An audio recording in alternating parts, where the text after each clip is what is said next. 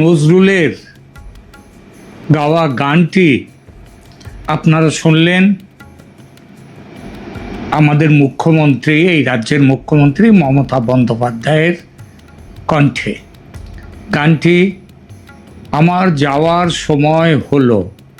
যখন তিনি গেয়েছিলেন গানটি, এই গানের নিশ্চয়ই আজকের কথা মানে আজ 30শে এপ্রিল, গতকাল 29শে এপ্রিল দ্বিতীয় দফার ভোট হয়ে গেছে এবং বাংলার এই রাজ্যের 294টি আসনে ভোট পর্ব শেষ। ভোটের রেজাল্ট আটকে আছে ইভিএম মেশিনে, কিন্তু ইভিএম মেশিনে আটকে থাকলেও বাজারে যে জোর হাওয়া, সেই হাওয়া বলছে, অনেকেই বলতে পারেন এটা জোর হাওয়া নয়, কারণ একেবারে জোর হাওয়া ঝড় বলতে যাকে বোঝায়, যেটা 2011-তে উঠেছিল, ততটা নয়। ততটা কিনা সেটা অন্য প্রশ্ন, কিন্তু একটা হাওয়া বড় জোর, খুব জোর উঠেছে। সেটা হলো যে এবার এই রাজ্যে যে মমতা বন্দ্যোপাধ্যায়ের 15 বছরের শাসন, সেই শাসনের পরিবর্তন হচ্ছে। পরিবর্তন হয়ে 2011-র আগে যারা ছিল ক্ষমতায়, যে কমিউনিস্টরা, তারা ফিরছে না, কংগ্রেস আসছে না, আসছে বিজেপি। এবং এইটা ঝড় হোক হাওয়া হোক, সেটা বিভিন্ন এক্সিট পোল তারা কিন্তু এই খবর দিয়েছে। সুতরাং আজকে এই জায়গাতে দাঁড়িয়ে মমতা বন্দ্যোপাধ্যায়ের গাওয়া গানটি আমার যাওয়ার সময় হলো, দাও বিদায়, যেন মনে হচ্ছে বিদায় ঘণ্টা বেজে গেছে, কেবল সেই শব্দটা কানে আসতে একটু যা দেরি।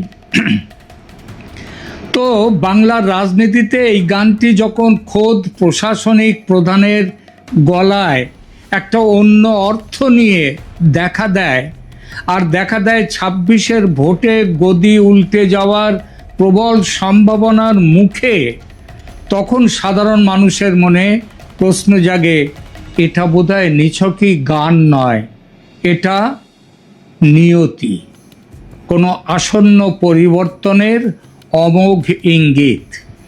ইতিহাস সাক্ষী আছে, জাহাজ যখন ডুবতে শুরু করে তখন সবচেয়ে আগে টের পায় জাহাজের ভেতরে থাকা ইঁদুরেরা।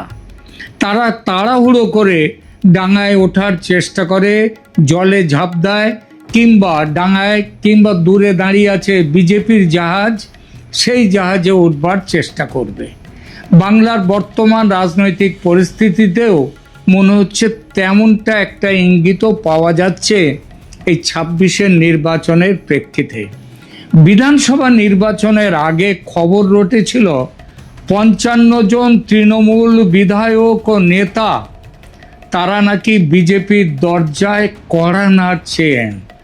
কারণ হাওয়াটা তখনই কিন্তু ঘুরতে শুরু করেছে এবং নির্বাচন কমিশনের যে ধোঁয়াধার ব্যাটিং বলতে যা বোঝায়, সেই ধোঁয়াধার ব্যাটিংয়ের ওপরেও যদি কিছু থাকে, বৈভব সূর্যবংশীর ওপরে সেই জিনিসটি নির্বাচন কমিশন করে দিয়েছে। কিন্তু তখন নির্বাচনের আগে এই যারা আসতে চাইছে তৃণমূল ছেড়ে বিজেপিতে, তাদের সেই ডিল হয়নি, বিজেপিতে যাওয়াটা হয়নি। সেই কারণগুলো ব্যাখ্যা এখানে করছে না, এখানে এখনকার পরিস্থিতি এবং আগামী দিনের পরিস্থিতি নিয়ে কথা। তাদের অনেকেই ভোটে তৃণমূলের প্রার্থীও হয়েছেন, নির্বাচনের আগে তারা বিধায়ক ছিলেন, সংখ্যাটা কম নয়, 55 জন। তাদের অনেকেই ভোটে তৃণমূলের প্রার্থী হয়েছেন এবং যদি তারা জেতেন, তাদের দল তৃণমূল যদি ক্ষমতায় না ফেরে, তাহলে বিজেপির দরজায় ভিড় বাড়বেই, তারা আসবেন।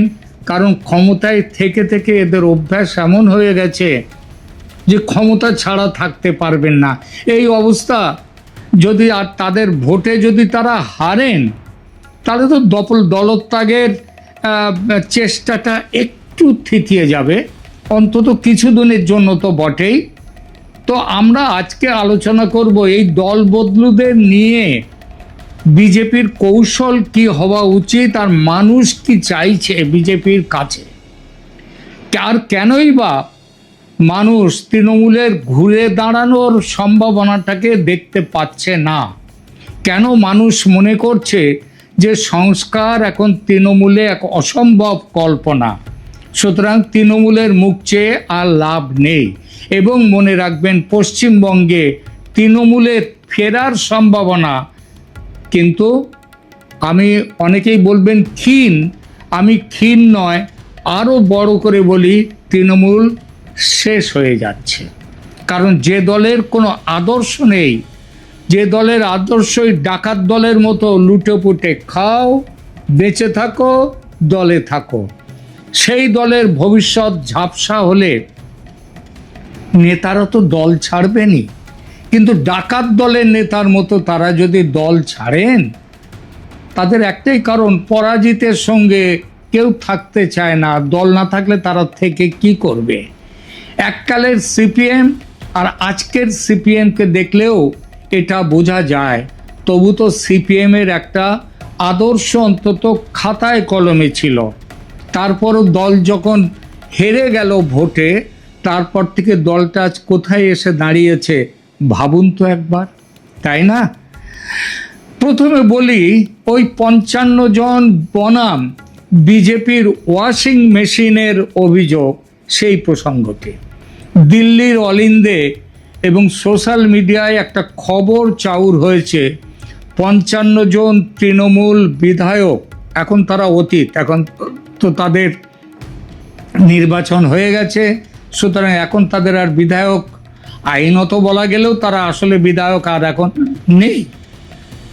তো যারা ভোটে দাঁড়িয়েছেন, আগেই বলেছি, জিতলে তারা বিধায়ক হবেন। তো এই 55 জন তৃণমূল বিধায়ক পদ্ম শিবিরে নাম লেখাতে মরিয়া, এই খবর চারদিকে খুব জোরদার হয়ে উঠেছে।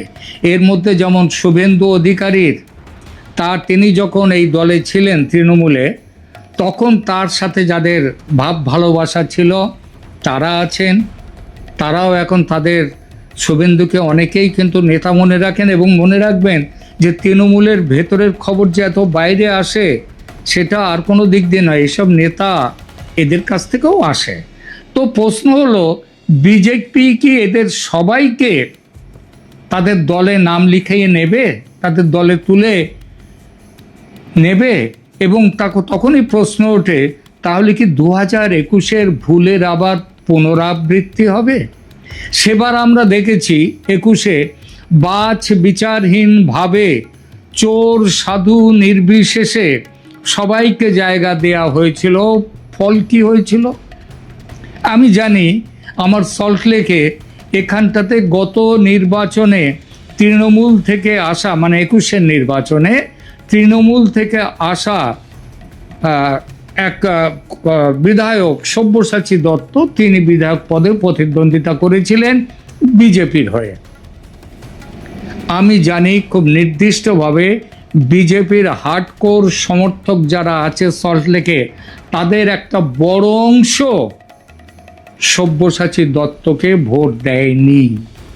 না দেওয়ার কারণ হচ্ছে তার ব্যক্তিগত যে ছবি আছে এখানকার মানুষের মধ্যে, তার সততা প্রশ্নের মুখে, এই সবগুলো।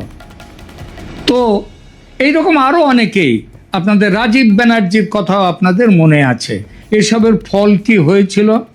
ভোট মিটতেই, আর সবার উপরে তো আমাদের মুকুল রায় মশাই তো ছিলেন, কিন্তু মুকুল রায়কে আমি এদের দলে একসাথে এক লাইনে রাখবো না। কেন রাখবো না সেটা অন্য প্রশ্ন। তো এদেরকে, এই যে সব তৃণমূল থেকে এলো, রাজীব ব্যানার্জির জন্য তো চার্টার্ড প্লেন দিয়ে পার্টি তাকে পাঠিয়েছিল দিল্লিতে। দিল্লিতে তিনি দলবদল করেছিলেন। ফল কি হয়েছিল? ভোট মিটতেই এই সব বেসুরো পাখি আবার জোড়া ফুলের খাঁচায় ফিরে গেল। আর বিজেপির একটা নাম তখন হয়ে গেল যে চোরেরা বিজেপিতে ঢুকলে বিজেপির ওয়াশিং মেশিন রাজনীতিতে তারা শুদ্ধ হয়ে যায়। হয়তো অনেকে শুদ্ধ হয়েছে, কারণ বিজেপির ওপর থেকে তীক্ষ্ণ নজর থাকে সবার উপর। সেই নজর এড়িয়ে কেউ অসৎ হতে পারাটা মুশকিল হয়। কিন্তু যারা এসেই আবার চলে গেছে তাদের কাছে তো এটা নয়। তবু সেই জন্যে বিজেপির ওপরে একটা স্ট্যাম্প পড়ে গেছে যে তৃণমূলে থাকলে অসৎ, আর বিজেপির ওয়াশিং মেশিনে যাওয়ার পর তারা হয়ে যায় সৎ। এই অভিযোগটা উঠেছে এবং সাধারণ ভোটারও কিন্তু ওই দলত্যাগ করে আসাদের পার্টিতে এত গুরুত্ব দেওয়াটাকে ভালোভাবে নেয়নি। তবে কি বিজেপি এবার সতর্ক? শোনা যাচ্ছে এবার আর ঢালাও ভর্তি করা হবে না, বরং ফিল্টার করে নেওয়া হবে। যারা এলাকার মানুষের কাছে জনপ্রিয় এবং যাদের ভাবমূর্তি স্বচ্ছ, কেবল তাদের জন্যই নাকি এবার বিজেপির দরজা খুলবে। রাজনীতিতে দেখুন, কেউ কেউ বলবেন যে খোলার দরকারটাই কি? বিজেপি তো তার নিজেদের ক্ষমতায় যদি মন্ত্রিসভা গঠন করে, তাহলে এদেরকে নিয়ে দরকারটাই কি? আমার কিন্তু মনে হয় দরকার আছে, কারণ এর পেছনেও রাজনীতিতে চাণক্য নীতির কথাটাও আছে। আজকে যারা এই রাজ্য নয়, বিজেপির কেন্দ্রে রয়েছে যেসব নেতা, তাদের অনেকেই অন্তত বেশ কিছু তো বটেই, তারা কিন্তু দলত্যাগী, অন্য দল থেকে আসা। আর রাজনীতিতে শত্রুকে দুর্বল করার সেরা অস্ত্র হলো তার